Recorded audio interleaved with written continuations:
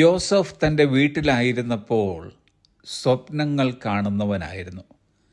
തൻ്റെ സഹോദരന്മാർ അവനെ സ്വപ്നക്കാരൻ എന്ന് കളിയാക്കി വിളിച്ചിരുന്നു. താൻ സ്വപ്നങ്ങൾ കാണുമായിരുന്നെങ്കിലും അതിൻ്റെ അർത്ഥങ്ങൾ ഗ്രഹിക്കുവാൻ കഴിയുമായിരുന്നില്ല. വർഷങ്ങളേറെ പിന്നിട്ടപ്പോൾ ചെയ്യാത്ത കുറ്റത്തിന് യോസഫ് കുണ്ടറയിലായി. അവിടെ വെച്ച് ദൈവം അവന് സ്വപ്നങ്ങളെ വ്യാഖ്യാനിക്കുവാനുള്ള കൃപ കൊടുത്തു. ആ കൃപയുടെ ഒടുവിലത്തെ ഫലമായിരുന്നു മിസ്രൈമിലെ രണ്ടാമനായി താൻ ഉയർത്തപ്പെട്ടത്. എന്തുകൊണ്ട് ഈ കുണ്ടറ? എന്ത് തെറ്റാണ് ഞാൻ ചെയ്തത്? കുണ്ടറ കൊണ്ട് എന്ത് നേട്ടമാണുണ്ടായത് എന്നിത്യാദി ചോദ്യങ്ങൾ ഉയരുമ്പോൾ യോസഫിന് പറയുവാനുള്ളത്, എനിക്ക് ദോഷമായി ഭവിച്ചതെല്ലാം ദൈവം ഗുണമാക്കി തീർത്തു. കുണ്ടറയിൽ ദൈവത്തിൻ്റെ സാന്നിധ്യം അനുഭവിച്ചു. ദൈവിക ശുശ്രൂഷയുടെ പുതിയ തലത്തിലേക്ക് എത്തിച്ചു.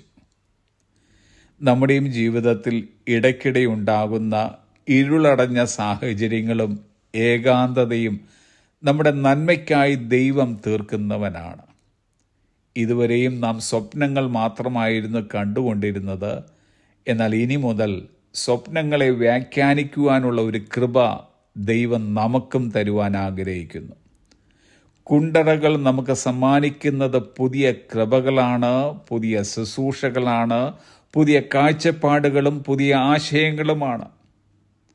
ഒരിടത്ത് വായിച്ചത് അത്രേ, the dark moments of our life last only as long as is necessary for God to accomplish his purpose. നമ്മുടെ ജീവിതത്തിലെ ഇരുണ്ട നിമിഷങ്ങൾ ദൈവത്തിന് അവിടുത്തെ ഉദ്ദേശ്യം നിറവേറ്റാൻ ആവശ്യമുള്ളിടത്തോളം മാത്രമേ നിലനിൽക്കൂ. തിരുവചനം പറയുന്നത് 30-ാം സങ്കീർത്തനം 5-ാം വാക്യം, സന്ധ്യയിങ്കൽ കരച്ചിൽ വന്ന് രാപാർക്കും, ഉഷസ്സിലോ ആനന്ദഘോഷം വരുന്നു. ഒരു സന്ധ്യയുണ്ടെങ്കിൽ അധികം വൈകാതെ ഒരു ഉഷസ്സുണ്ടാകും. സന്ധ്യയിൽ കരച്ചിലുണ്ടാകാം, നെടുവീർപ്പുണ്ടാകാം, വേദനയും ദുരിതങ്ങളും ഉണ്ടാകാം. എന്നാൽ അതോടൊപ്പം ദൈവം തൻ്റെ ഉദ്ദേശ്യങ്ങൾ നിറവേറ്റുന്ന ഒരു ഇടമായും നമ്മുടെ സന്ധ്യകൾ മാറുന്നു.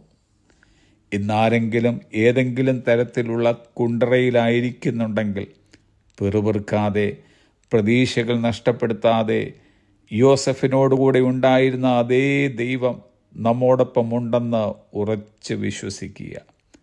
ആ ദൈവിക സാന്നിധ്യം കുണ്ടറയിലും ആസ്വദിക്കുക.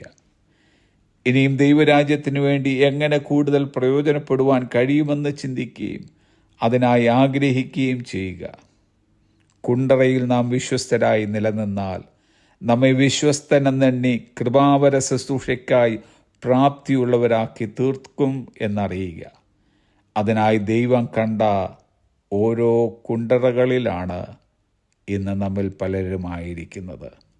അതിനായി ദൈവത്തിന് സ്തോത്രം അർപ്പിക്കുക.